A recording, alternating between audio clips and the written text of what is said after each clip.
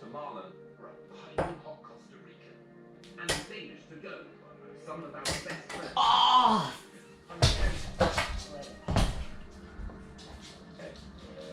We live on a wonderful little lump of land in the middle of the sea. We are not alone. We are part of something.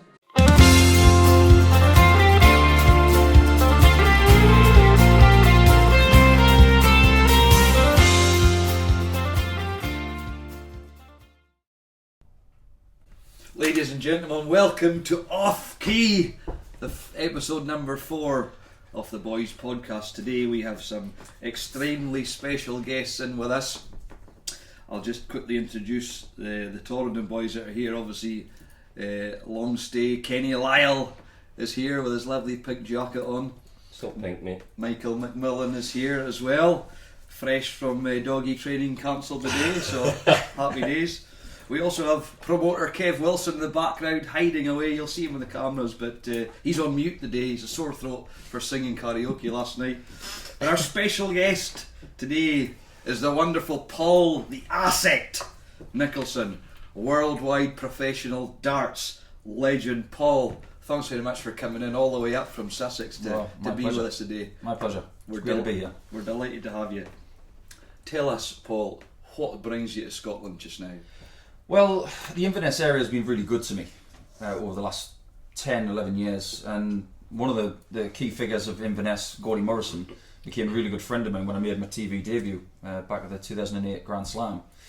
Ironically, that night that I met Gordy, he went out in the town with my then wife and some of my new sponsors, and I went to bed early because I was playing Gary Anderson the next day. And I've still got the photos to prove it, Gordy, if he's never seen them. But yeah, we've kept in touch ever since. I've been up to some of the small tournaments he's done here.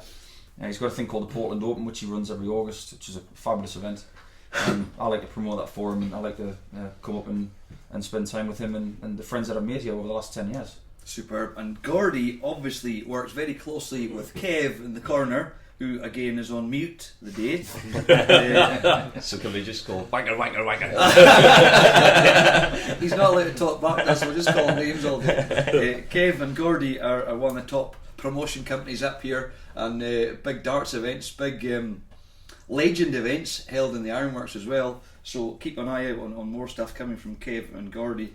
Well, yeah, we're just going to call them names all day. But what I didn't realise, Paul, until this morning you said it, is you've been to Australia. What took you over there? Back in the early 2000s, I was at a bit of a loose end with my life, really. I'd fallen out of love with the game of darts, and I didn't really know what to do in my life. Back in 2004, I said to myself, I don't want to live in England anymore, I want to move. So at the time I was working for NatWest, and they wanted me to go through these specific exams if I wanted to move to a different country. And my first choice was going to Pittsburgh, because I'm a big Pittsburgh Steelers fan. I love the Pittsburgh Penguins, and I thought, what better place to move to than the place where my teams are from? So that was all going smoothly. I'd done the exams, the transfer was in the books, and I thought, well, I'm going to do this next year. Around about that time, I met an Australian girl. Ironically, she had the same first name as my mother. See, never trust a Linda. I don't get on with my mother, and I sure as shit don't get along with my ex-wife. Over the course of the 6 months, we had a whirlwind romance, and I ended up moving to Australia, which I do not regret.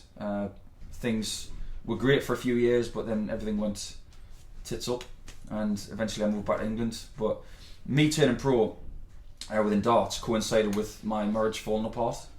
So it was almost like I was meant to come back to Europe, but that's the way it worked.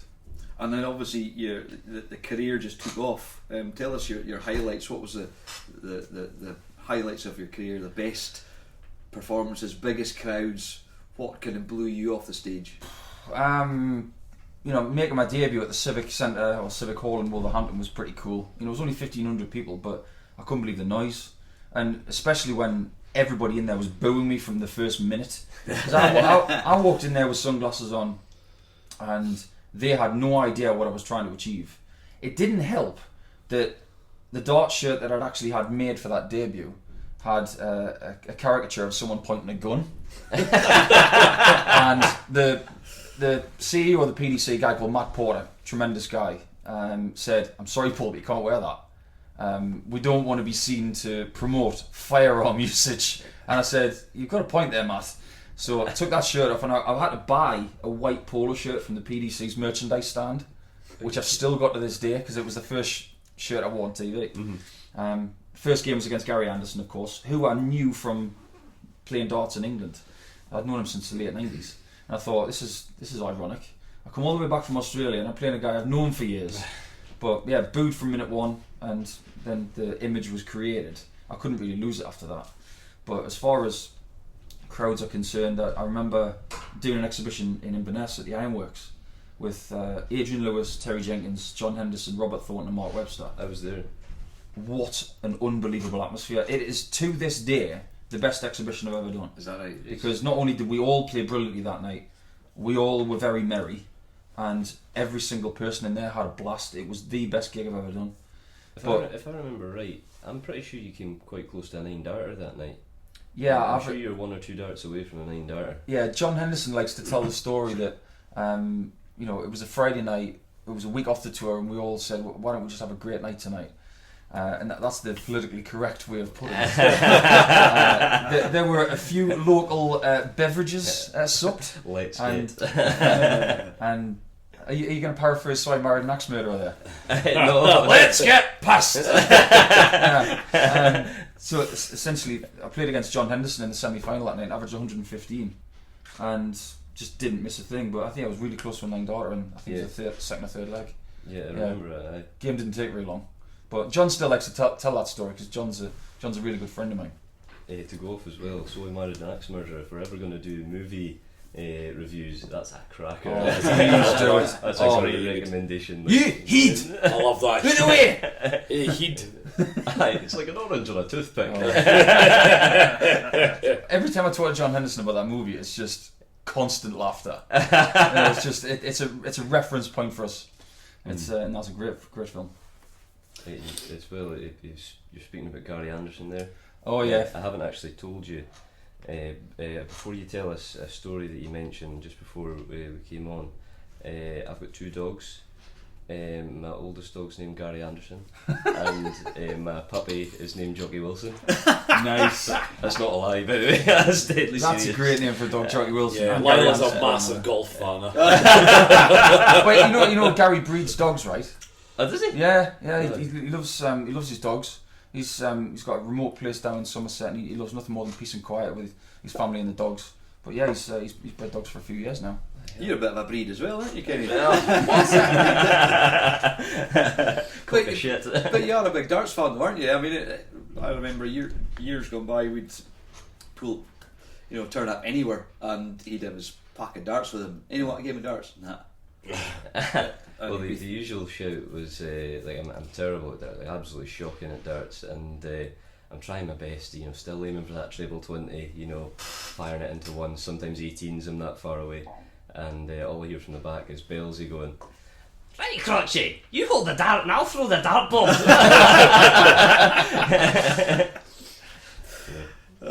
Some laughs on tour with Bellsy. Now you told us a wee bit about it before, but I'd like you to tell a story. It's widely known you had a feud with Phil the Power Taylor, who everyone loves to hate. Yeah. What happened? Well, the early part of my career, I played Phil a few times. Once was away from the cameras, and he absolutely destroyed me. I think it was 8 or 9 legs to 1. It was an event in Germany in the semi-finals, and I learnt from that game so much, and I thought, you know what, I played his game. He had me mentally before I was up there, and I said to myself, if I play you again, I'm going to play it totally differently. And I think it was only 3 months later that I played him in the semi-finals of the Players' Championship event at Purfleet, and I beat him 10 legs to 9, I think it was. And I played it perfectly because, one, I didn't look him in the eye, because that's what I said to myself I was going to do. So I'm not going to look him in the eye, I'm not going to engage with him. But I look back on that match now, even on YouTube, and I think it was the 4th leg, I noticed that every time he was walking past me when he came back from the board, the stage was wobbling a bit. And I thought, is there a wobbly floorboard here, or is he jumping up and down? And I thought to myself, what do I do here? Then after that, I thought, I'm going to wait an extra 2 seconds for him to move past me so it doesn't affect my game. And then I ended up beating him because I figured everything out. But after that game, everything was respectful. He was great with me on camera in the interview afterwards. I thought, this is great. Really respectful loser, and I thought that's the mark of a champion, really. Fast forward about 18 months, I'm playing him at the UK Open in Bolton at the Reebok Stadium, as it was called back then. And I'd just beaten Gary Anderson in the afternoon in a belter of a game, and I was high as a kite with adrenaline because I thought, wow, I thought at that point in time that I was the best player in the world. Better than Taylor, better than Anderson, better than anybody, because I was winning tournaments left, right and centre, and I was number 1 ranked that season. I was something like 10th in the world. Before the game with Phil that Saturday night, I'm standing at the side of the stage with my earplugs in, listening to a bit of Metallica or probably Five Finger Death Punch or whatever I listen to before I get on stage. We'll have a CD for you next week to listen to a little bit. Fantastic. And I've got my sunglasses on, and we didn't do the walk on from the back of the stage. This was in the earlier days of the UK Open. You just walk from the side and then they would start the match. And I'm in this zone thinking, right, all you got to do is exactly what you did at Perfectly 18 months ago. Don't look him in the eye, don't engage with him, play your game and just go out there and smash his guts out. And I didn't feel anything until just about to walk on stage, and he bear hugs me from behind and wiggles me like this. I thought, I know what you're trying to do. You're trying to crack me mentally before I get on the stage, and I didn't crack. I just closed my eyes and I thought, what did you do that for? You just signed your own death warrant. Because I went up there and I thought, I am going to beat you now, because you've just given me a really good excuse to. And I thought, if I put myself in the position where I know I'm going to win, I'm going to do something that he's going to remember for the rest of his life. So I'm way ahead, I'm absolutely flying, and in the middle of that match, he called me a wanker on camera. Is that right? Yeah.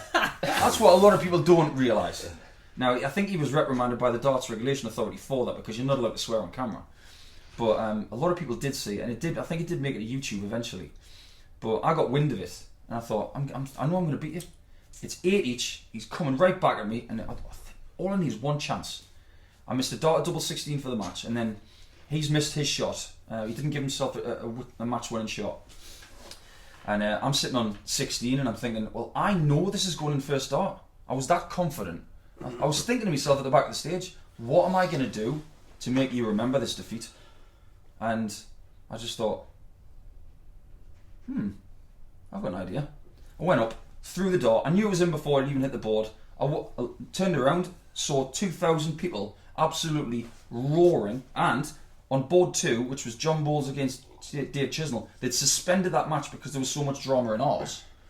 I just went, see you later.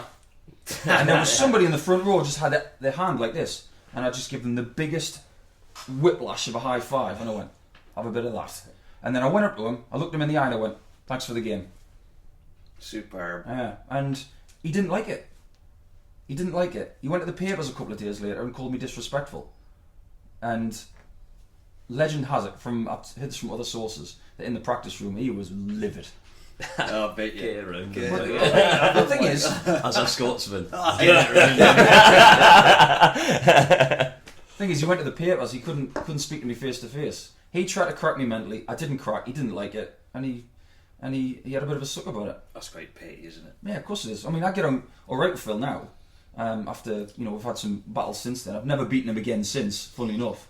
But everybody in sport comes across someone now and again where it's just not going to be pleasant. Yeah. There's going to be adrenaline. When you add adrenaline to anything, it gets a bit risky. Mm-hmm. And that situation had shitloads of adrenaline. Superb. And the controversy with other players, high-profile players as well, Paul, follows you about a wee bit, because 2009 in the UK Open, up here in Scotland, you had a bit of beef with the best player ever. With our guy. I've known Gary a long time, and I am a massive Gary fan. But very much like the Taylor situation, it came from me beating them. And after I beat Gary in the UK Open in 2009, I was going through a terrible time. I was going through a divorce. Mentally, I was not even there. I was hitting nothing on the practice board, and when I got on the stage, the adrenaline goes through my veins, and I played brilliantly. averaged just shy of 100, and beat Gary Anderson at his UK Open debut. And I remember walking out of the building that night, and I saw at the corner of my eye, there was a friend of mine that I grew up with in the Northumberland area called Alan Davey. He was a great county player, and he was holding Gary back because Gary wanted to fill me in. Just for beating him. Yeah. I mean, back then, Gary was a great player. Years later, he'd become even better. The fact that he's a 2-time world champion is not an accident. He has always been one of the greats. But everybody's entitled to have that moment where they think, just all I want to do is just punch you. I've had that moment as well. I've had disagreements with people and I say, I want to fill them in, but you don't. Yeah. And sometimes you need that person to hold you back and say, you know what, it's not a good idea. But do I get on great with Gary? Absolutely. Respect him 100%. But there was a good 2-year period there where we didn't speak. Really? Yeah. Right. I remember 2 years after that tournament, in the middle of 2011, I went to an event in Salzburg in Austria, and I thought, I've got a nip in the bud, I walked up to him in a bar and I said, Gary, are you and me alright? And he went, yeah, it's fine. I said, seriously, because I know that we haven't spoken in a long time, and we used to be close. And I just want to make sure that you and I are alright, because the last thing I want is you filling me in. I know you can punch a lot harder than I can. And after that, we've been absolutely fun. Fair play to you doing that, though. Superb. Well, but you must have had some keepers that you obviously had the odd night off in the exhibition matches where you're all relaxed. You must have been some great stories that came out of those times. Can you remember some of the best, funniest stories that maybe never made the press? Oh, it's a tough one because there's a few nights like that. Yeah. Stuff that goes on. I remember doing an exhibition in Shetland once, and it was a tournament style thing, and me and Mark Webster, who's one of my closest friends, we'd been eliminated pretty early because Phil Taylor beat me. One of the many occasions he beat me. I think Mark was beaten by Simon Whitlock, and then Raymond van Barneveld was playing against Taylor in the semi-finals, and me and Mark are doing autographs at the very front, so we wanted to keep involved with the exhibition. We didn't want to just cowl in the back. And there was a woman came in, you wouldn't believe how inebriated this girl was. I mean, she had no idea that she was on Shetland. That's how drunk she was. And she said, I need an autograph. And we said, have you got anything you want autographed? And she lay on the table, took off her shirt, and she said, autograph me stomach. So there's me, surgically with a Sharpie, like this, trying to do my autograph on her stomach. And Mark's the same, he's a lefty, he's doing this. Was she looking? I don't remember. Well, you inebriated as well. we had a couple of beveraginis. It was actually in Aberdeen, the exhibition. Yeah, it was on Orkney. But what we didn't know at the time was that while this was all happening, behind us there was a piece of glass and you could see into the arena, and Barney and Taylor were having this ding-dong match, but all of the people in Shetland were supporting Barneveld, and Taylor was getting booed to hell. I imagine Taylor getting booed in Scotland. I mean, it never happened. But Phil had enough of it, and in the middle of one of the last legs, I think it might have actually been the last leg, he just walked off the stage, didn't come back. And Barneveld's just like this. What the hell was that? You won the match by default. Jeez. And bearing in mind, whoever won that tournament got an extra $6,000. So there was money on the line. Fucking hell. So he walked out on the potential of winning the tournament and beating Barneveld, and subsequently I think it was Simon Whitlock in the final. That's crazy, isn't it? Yeah. That's mind you, obviously doesn't need the money at all, does he? Seems Walking away like, from $6,000. Seems Jeez. like a bit of a diva to me. No, he I does. think Shona's still got that signature though. I thought it was A bit of tattoo now. We'll find her on that show on there's a Channel 4 that does the tattoo cover-ups and stuff like that. yeah. The fixers, I think we should get like dart player names. Like dart player shirts with our names on it. You could be like Kenny the Wanker Lyle or something. You'd be Michael Mr. Bean McMillan. You could be That one rolls off the tongue pretty well. What'd you be like? Kenny Cool. Kenny Cool. You could be Michael Tits. You could be Kenny Teeth. The best nickname out of anybody, and this is not even up for debate, is a guy from Staffordshire called Mark Frost, and they call him Frosty the Throwman. Without a doubt, the best nickname that will ever be. Frosty the Throwman. Who's the guy that comes out with cakes? Oh, it's Steve Hine. He's the Muffin Man.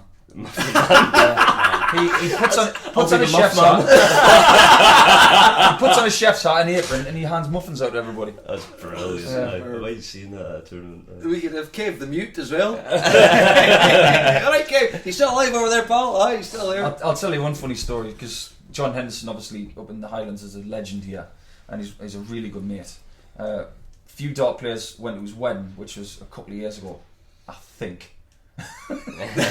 You would not believe the hangover the next day. Jeez, it was a good job I had a late flight out of Aberdeen to go back to Gatwick.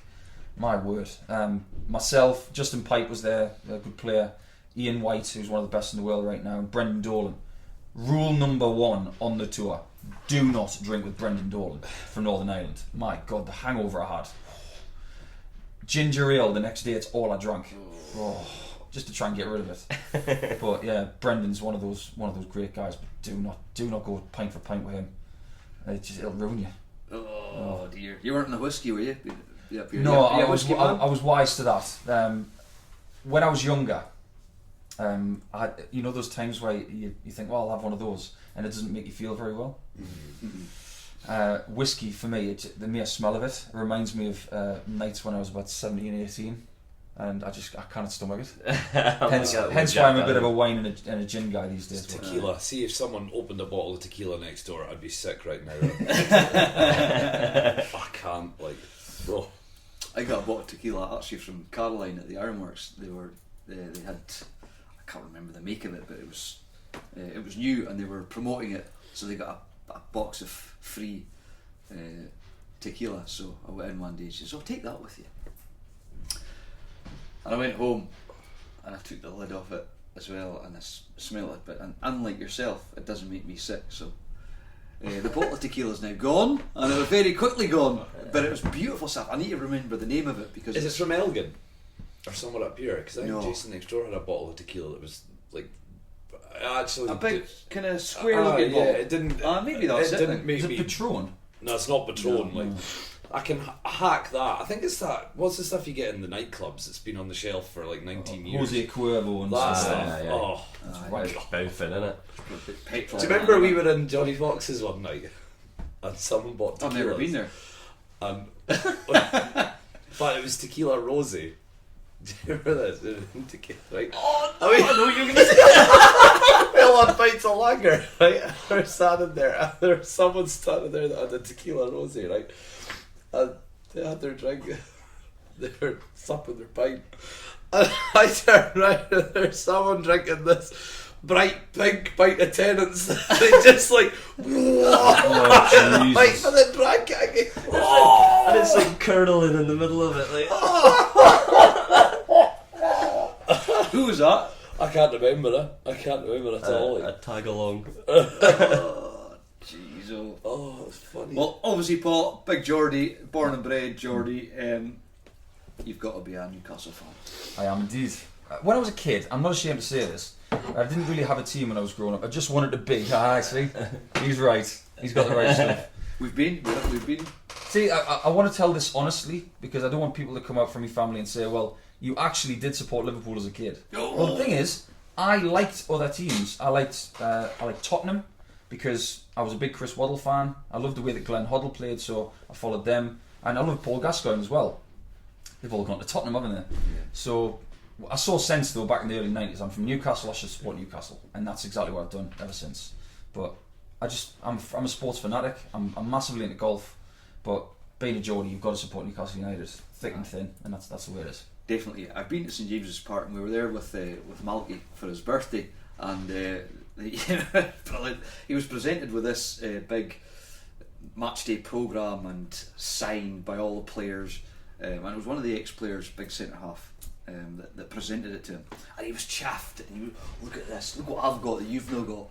Well, with the teeth out. Aye, with the teeth out, the fake teeth, and the hair flying away over there. He took 2 steps outside of St James's and dropped it, and it was glass everywhere, and all the Geordies. No. So he's like, oh, picking up the programme, rolling it up inside the jacket pocket, and that's it. Frame, glass, goosed. Hey, I know something about dropping stuff. When I won my major darts championship in 2010, I think I got back to the hotel room at about 2 in the morning because of all the interviews afterwards. And I went to King's Cross Station the next morning with the trophy in a box, and it was made of crystal with a lovely plinth at the bottom. And we're running for this train. And if I don't get this train, it's going to cost me a fortune to get back to Newcastle. And next thing you know, there's a guy checking tickets before you get on the train. Now I've upgraded my ticket to first class as a treat for myself. And my friend Carly was with me as well, who she was my flatmate. So this guy's checking tickets. I've got a backpack, I've got a suitcase, and I've got my trophy. So I put my backpack down, I've stopped my suitcase, and I've put the trophy on the floor. While he's checking my ticket, there's this inconsiderate bitch of a woman running with a pink suitcase, runs over me trophy, smash. I've literally had this thing in my possession for about 10 hours. Is that the Players' Championship trophy? Oh my god. And I'm standing there. One, I've got my roommate Carly saying, we've got to get on this train, otherwise we're going to miss it. And I've got my trophy.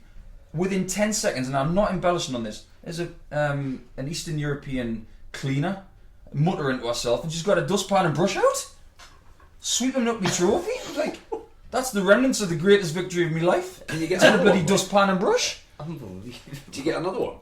I rang the Professional Darts Corporation on the train. I said, I rang a guy called Dave Allen, who's the media manager, and I said, Dave, you're not going to believe what's just happened. And I said, my trophy was run over by this woman with a suitcase at the train station, and it's all smashed. And the kindness of their hearts, and they knew how much it meant to me.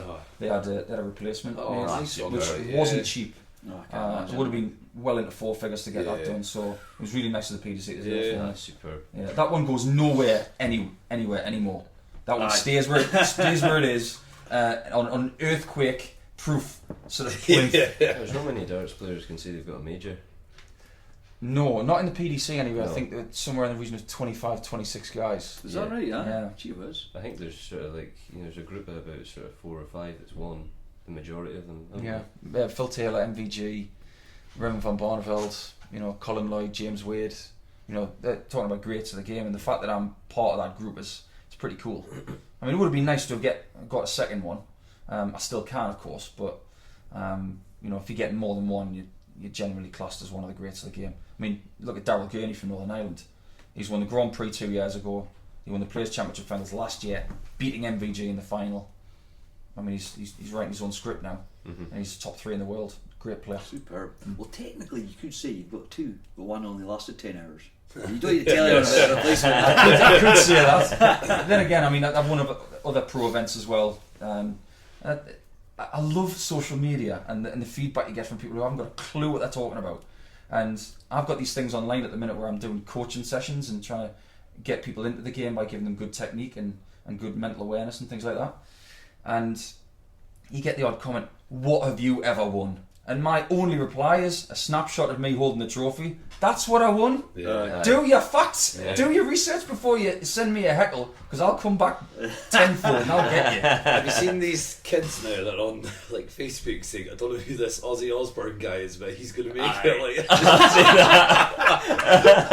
Is it wrong that whenever you mention Ozzy Osbourne, I think of Bo Selector? He's got the big ones going, shut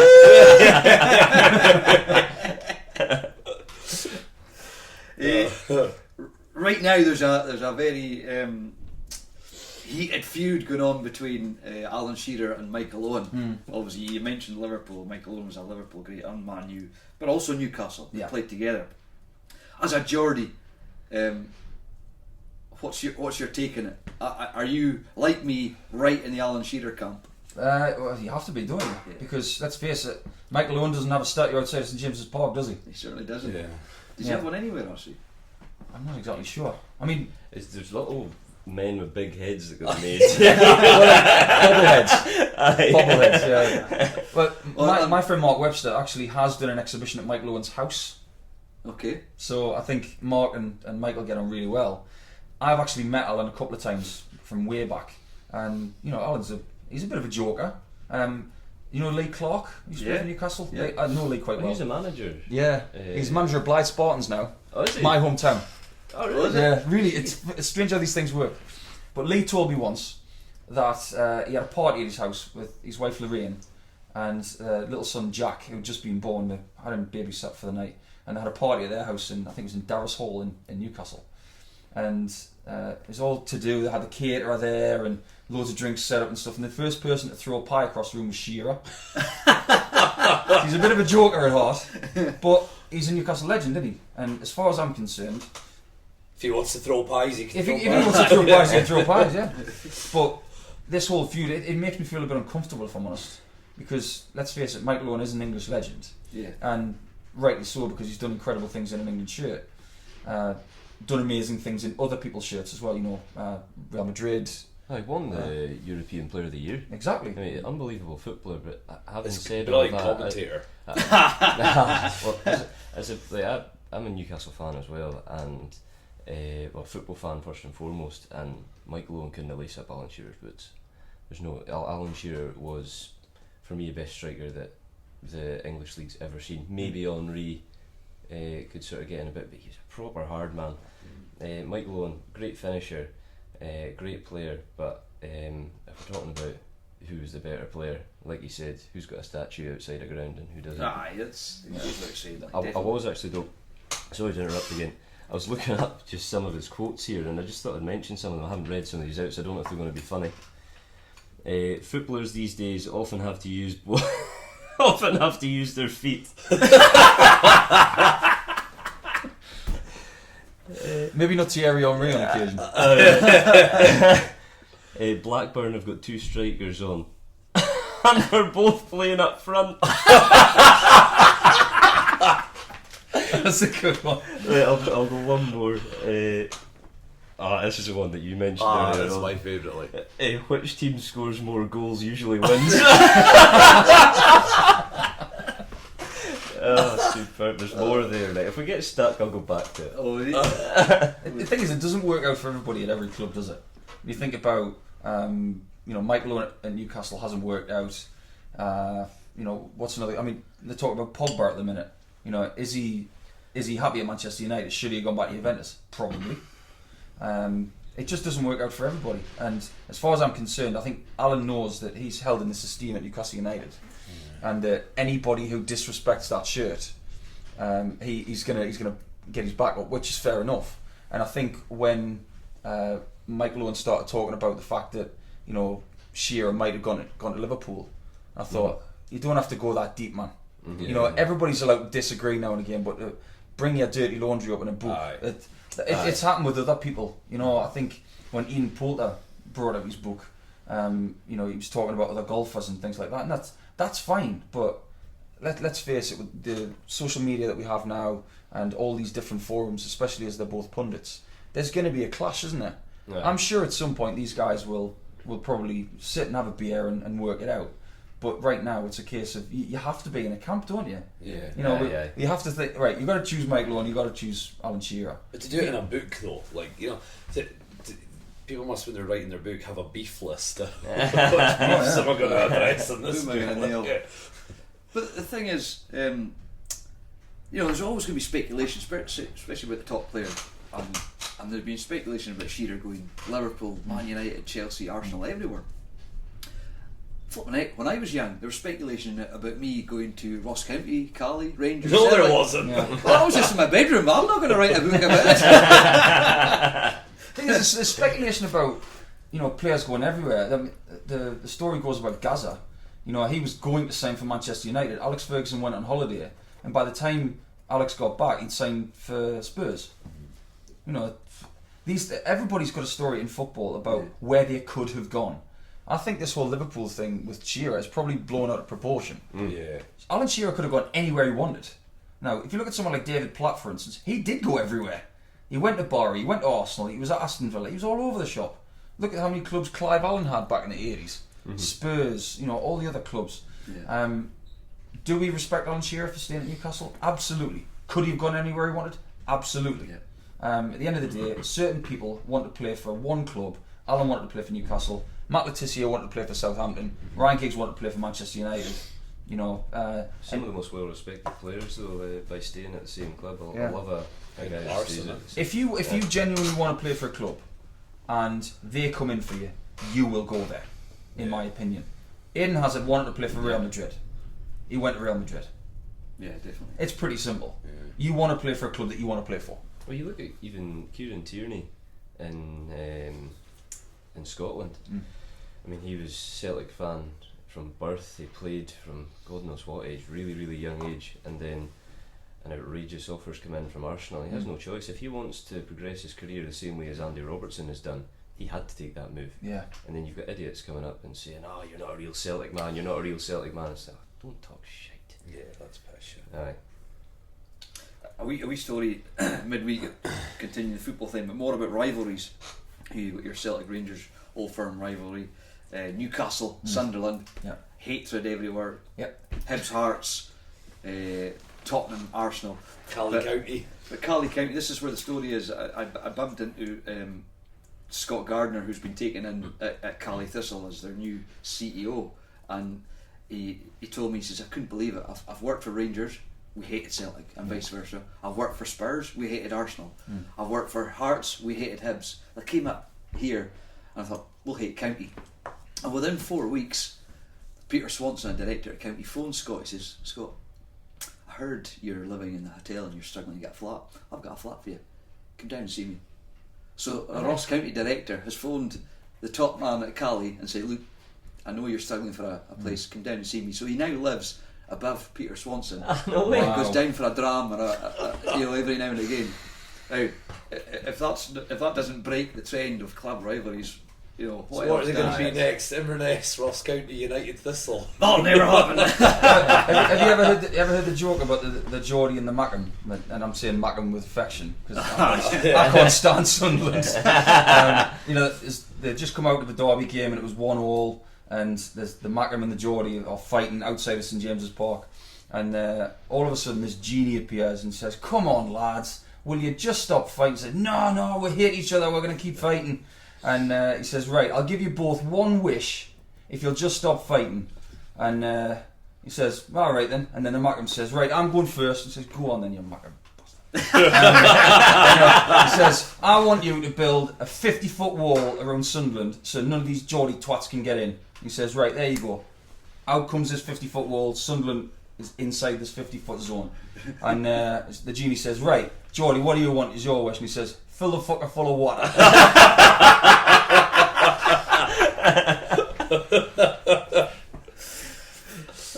You're going to be telling that.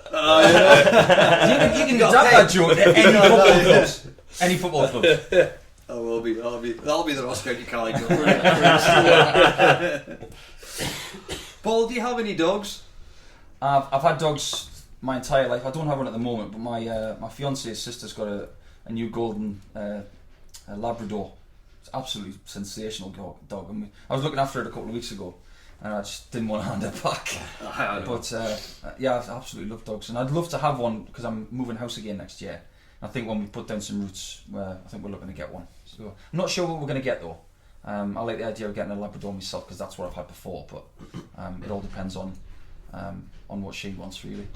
Well, I was very much, I'll never have a dog. I don't have time for a dog. Yep. Nah, no happening at all. Wife says, "I really want a dog. You're away all the time, the band and all that, really want a dog to keep me company."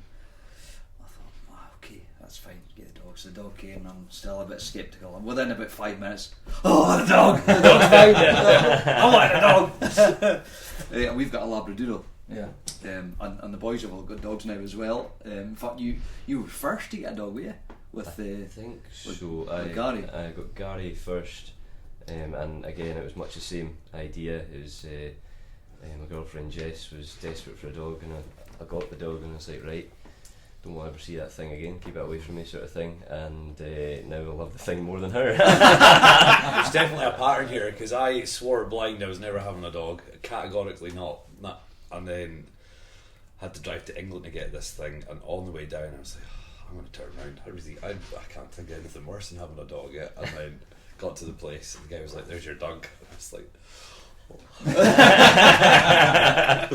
What's that, Kev? Were you saying something there? Oh no, he's still He has a good one for you because it's a dart player who is a good friend of mine who shall remain nameless for reasons that will become apparent.